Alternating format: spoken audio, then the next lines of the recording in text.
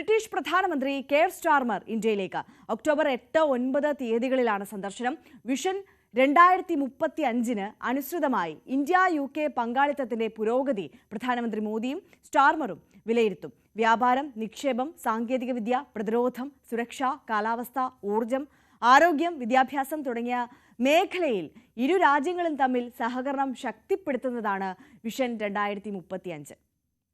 അഭിലാഷ് രാധാകൃഷ്ണൻ നമുക്കൊപ്പം തുടരുന്നുണ്ട്. അഭിലാഷ്, നമുക്കറിയാം UK-യുമായി ബന്ധപ്പെട്ട് വളരെ പ്രധാനപ്പെട്ട ഒരു വ്യാപാര കരാറൊക്കെ ഇന്ത്യ ഒപ്പിട്ട് കഴിഞ്ഞതാണ്. അത്തരത്തിലുള്ള നടപടികളൊക്കെ നേരത്തെ തന്നെ ആരംഭിച്ചതാണ്. കെയർ സ്റ്റാർമർ പ്രധാനമന്ത്രി പദത്തിലേക്ക് എത്തിയതിനു ശേഷം അദ്ദേഹം ആദ്യമായി ഇന്ത്യയിലേക്ക് എത്തുന്നു എന്നുള്ള പ്രത്യേകത കൂടിയുണ്ട്. അദ്ദേഹം ഇന്ത്യയിലേക്ക് എത്തിയതിനു ശേഷം ഈ വിഷൻ 2035 ബന്ധപ്പെട്ട ഏതൊക്കെ തലത്തിലുള്ള ചർച്ചകളാണ് നടക്കാൻ പോകുന്നത്?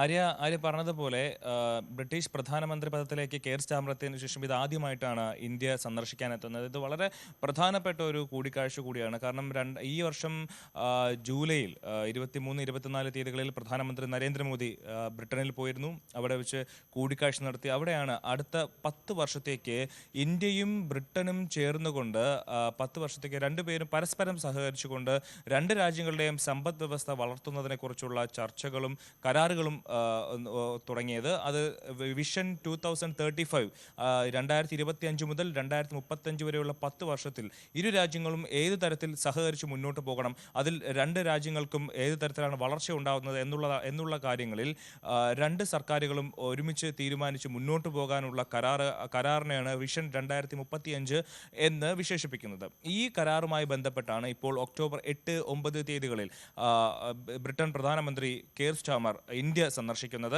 ഇതുമായി ബന്ധപ്പെട്ട് നിരവധി കാര്യങ്ങൾ ചർച്ചയാകും. നേരത്തെ പറഞ്ഞതുപോലെ ഊർജം, വാണിജ്യം, വിദ്യാഭ്യാസം, ആരോഗ്യം തുടങ്ങി പ്രധാനപ്പെട്ട എല്ലാ മേഖലകളിലും രണ്ട് രാജ്യങ്ങൾക്കും സഹകരിച്ച് ഏതൊക്കെ രീതിയിൽ പ്രവർത്തിക്കാൻ പറ്റുമോ ആ രീതിയിലെല്ലാം പ്രവർത്തിച്ച് രണ്ട് രാജ്യങ്ങൾക്കും ഗുണപരമായ ഉഭയകക്ഷി ബന്ധം നിലനിർത്തുക, അത് ഊട്ടി ഉറപ്പിക്കുക എന്നുള്ളതാണ് പ്രധാനപ്പെട്ട കാര്യം. നിലവിൽ $56 ബില്യൺ കരാറുകളാണ് ഇരു രാജ്യങ്ങളുമായി ഉള്ളത്. അത് അടുത്ത 10 വർഷം കഴിയുമ്പോൾ 2030 കൂടി അത് $100 ബില്യൺ എത്തിക്കുക എന്നുള്ളൊരു ലക്ഷ്യം കൂടിയുണ്ട്.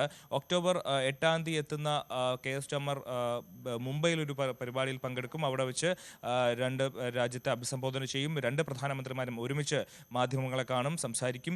തുടങ്ങി വളരെ ഊഷ്മളമായ ബന്ധം ഇരു രാജ്യങ്ങളും തമ്മിൽ ഊട്ടി ഉറപ്പിക്കുന്നതിനുള്ള ഒരു കൂടിക്കാഴ്ച കൂടിയായിട്ടാണ് ഇപ്പോഴത്തെ ബ്രിട്ടീഷ് പ്രധാനമന്ത്രി കെയർ സ്റ്റാർമറിന്റെ വരവിനെ കാണേണ്ടത്. അതുപോലെ തന്നെ യൂറോപ്യൻ രാജ്യങ്ങൾ ഇന്ത്യക്കെതിരെ ഇപ്പോൾ റഷ്യയിൽ നിന്ന് എണ്ണ വാങ്ങുന്നതുമായി ബന്ധപ്പെട്ട് ഇന്ത്യക്കെതിരെ യൂറോപ്യൻ നാറ്റോ രാജ്യങ്ങൾ നിലപാടെടുക്കണം, അവർക്ക് താരിഫുകൾ ഏർപ്പെടുത്തണമെന്ന് ഡൊണാൾഡ് ട്രംപ് ആവശ്യപ്പെടുന്ന സമയത്ത് തന്നെയാണ് ഇപ്പോൾ കെയർ സ്റ്റാർമർ ഇന്ത്യയിലേക്ക് എത്തുന്നത് എന്നുള്ളൊരു പ്രധാനപ്പെട്ട കാര്യമാണ്. കാരണം ബ്രിട്ടനും അമേരിക്കയും നിരവധി കാര്യങ്ങളിൽ ഒരേ തീരുമാനങ്ങളും ഒരേ നയവും നിലപാടും സ്വീകരിക്കുന്ന ആളുകളാണ്. പക്ഷേ ഇന്ത്യയുമായുള്ള ബന്ധത്തിൽ അമേരിക്ക പറയുന്നത് കേൾക്കാതെ മറ്റൊരു തലത്തിലാണ് ബ്രിട്ടൻ അതിനെ കാണുന്നത്. അതുകൊണ്ട് തന്നെ അത് ഇന്ത്യയെ സംബന്ധിച്ച് ഏറെ പ്രധാനപ്പെട്ട ഒരു കാര്യം കൂടിയാണ്.